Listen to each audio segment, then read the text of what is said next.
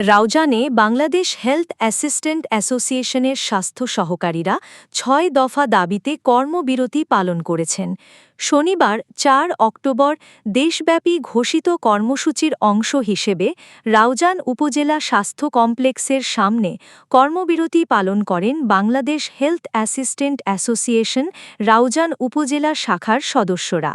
তাদের দাবির মধ্যে রয়েছে বেতন বৈষম্য নিরসন, নিয়োগ বিধি সংশোধন, শিক্ষাগত যোগ্যতা স্নাতক ও বিজ্ঞান সংযোজন, ইন সার্ভিস ডিপ্লোমার মাধ্যমে ১১তম গ্রেডে প্রতিকরণ, টেকনিক্যাল পদমর্যাদা প্রদান, পদোন্নতির ক্ষেত্রে ধারাবাহিকভাবে উচ্চতর গ্রেড প্রদান।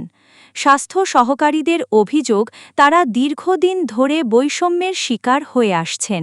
দীর্ঘদিন ধরে ন্যায্য দাবি বাস্তবায়নের জন্য আন্দোলন করেও কোনো সিদ্ধান্ত না পাওয়ায় তারা বাধ্য হয়ে কর্মবিরতিতে গেছেন।